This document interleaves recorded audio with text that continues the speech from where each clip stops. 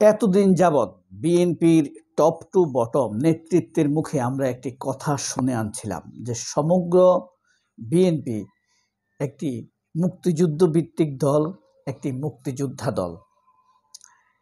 অর্থাৎ আওয়ামী লীগের শ্যাডো হিসাবে, ছায়া আওয়ামী লীগ বা ভারপ্রাপ্ত আওয়ামী লীগ হিসাবে তাদের বক্তব্য স্পষ্ট হয়ে উঠছিল।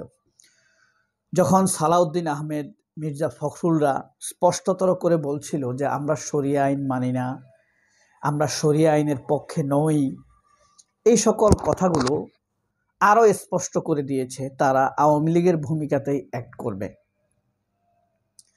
তারেক রহমানও মুক্তিযুদ্ধ নিয়ে বেশ কিছু বক্তব্যে আমরা স্পষ্ট বুঝতে পারি দল সেদিকেই যাচ্ছে। অর্থাৎ জামায়াতের উপরে আওয়ামী স্টাইলেই তারা অত্যাচার করবে।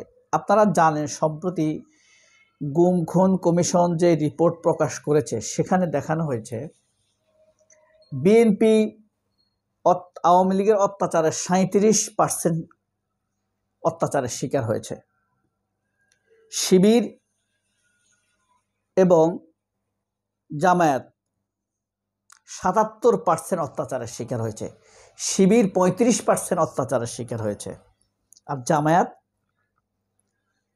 32% অর্থাৎ 67% অত্যাচারের শিকার হয়েছে তারা। কত ভয়ঙ্কর হতে পারে! অর্থাৎ 67% জামায়াত শিবিরের লোক অত্যাচারের শিকার হয়েছে। এককভাবে শিবিরের 35% লোক অত্যাচারের শিকার হয়েছে, জামায়াত এককভাবে 32% অত্যাচারের শিকার হয়েছে, দুটো একসাথে 67% অত্যাচারের শিকার হয়েছে। আর বিএনপি ছাত্রদল অঙ্গ সংগঠন মিলে 37% অত্যাচারের শিকার হয়েছে। তাইলে বুঝেন শিবির কত মারাত্মক অত্যাচারের শিকার হয়েছে। এবং সেই জিনিসটি এখন আমরা দেখতে পাচ্ছি, বুঝতে পাচ্ছি গুম খুন কমিশনের রিপোর্টে যা বেরিয়ে এসেছে। আপনি চোখ বন্ধ করে যখন ভাববেন আপনার চোখ ভিজে উঠবে।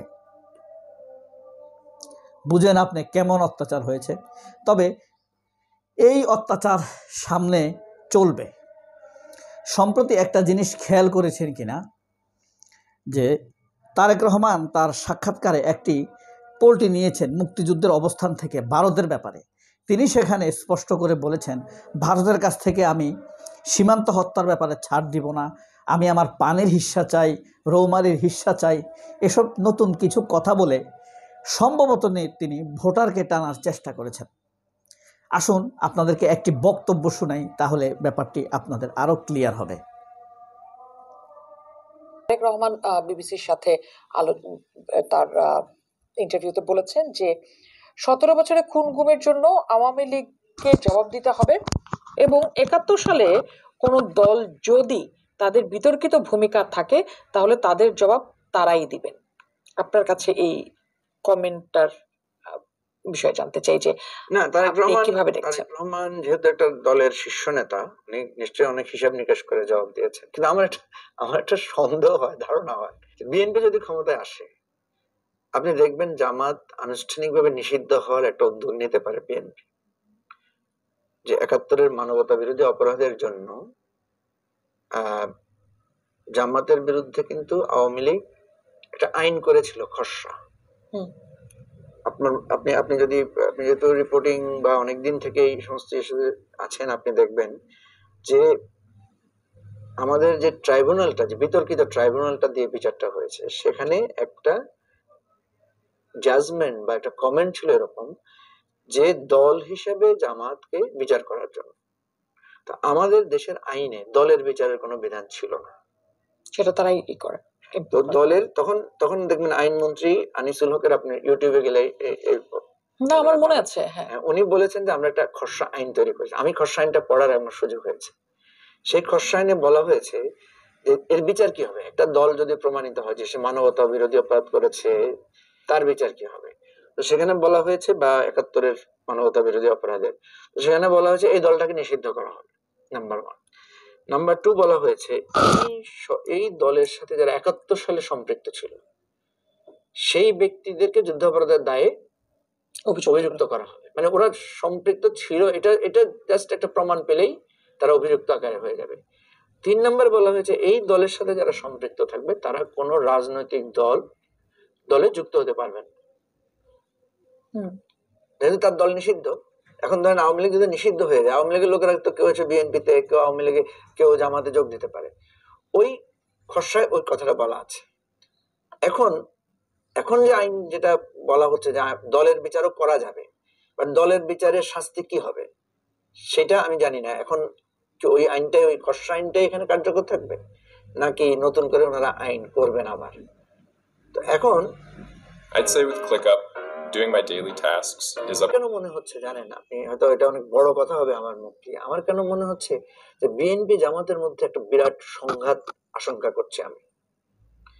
এবং এই সংঘাতের আশঙ্কা, জামাতকে যখনই কারোর সাথে সংঘাত হয়, জামাতের সাথে যখনই কারো কম্পিটিশন হয়, সবাই কিন্তু গিয়ে জামাতকে চ্যালেঞ্জ করে তার 71-এর ভূমিকা নিয়ে, অন্য কোনো কিছু নিয়ে করে না। কিন্তু বিএনপির সাথে জামাতের এই 15 বছরের সুসম্পর্ক দেখেন, যখনই তার সাথে এবারে জামাতের সাথে বিতর্ক বিসংবাদ তৈরি হলো, বিএনপির নেতারা অহরহ জামাতকে মুক্তিযুদ্ধ বিরোধী, স্বাধীনতা বিরোধী হিসেবে তারা ট্যাগ করছে বা তারা ব্লেম করছে। সেজন্য আমি আশঙ্কা করি বিএনপি যদি ক্ষমতায় যায়, যুদ্ধ অপরাধের কোনো না কোনো দায় দিয়ে জামাতকে নিষিদ্ধ করার জন্য তারা কোনো একটা অ্যাটেম্প নিতে পারে, এটা আমার ধারণা। আজমকে গ্রেফতারের জন্য কিন্তু বিএনপি আমলেই গণ আদালত হয়েছিল, এবং সেই গণ আদালতের ভিত্তিতেই কিন্তু গোলাম আজম সাহেবকে গ্রেফতার করা হয়েছিল। পরে যদি উনি আইনি কাঠামোর মধ্য দিয়ে উনি নির্দোষ, ওনার নাগরিকত্বটা উনি ফেরত পেয়েছে। তো সেই জন্য এই ধরনের কিছু ঘটলে আমি অবাক হব না যে আওয়ামী লীগ জামাতকে কিন্তু যুদ্ধাপরাধের দায় নিষিদ্ধ করে নাই, বা ওরকম একটা প্রসেসে ছিল, কিন্তু কেন যেন শেষ পর্যন্ত করে নাই, কিন্তু তাকে এক্সিকিউটিভ অর্ডারে নিষিদ্ধ করেছে লাস্টে এসে। আশঙ্কা বিএনপি জামাতের এই যে বিরোধ, এটা যখন চরম আকার ধারণ করবে, তখন এই দাবিটা উঠবে, হয়তো অন্য দিক থেকে উঠবে বা বিএনপির ভেতর থেকে উঠবে।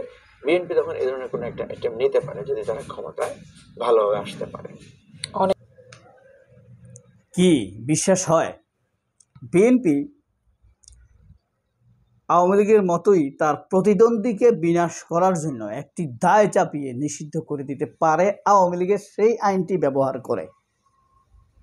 কারণ আওয়ামী লীগ যা চায় বিএনপি পরবর্তীতে তা করে। এর প্রমাণ হলো 91 সালে বেগম খালেদা জিয়া যখন ক্ষমতায় এসেছেন,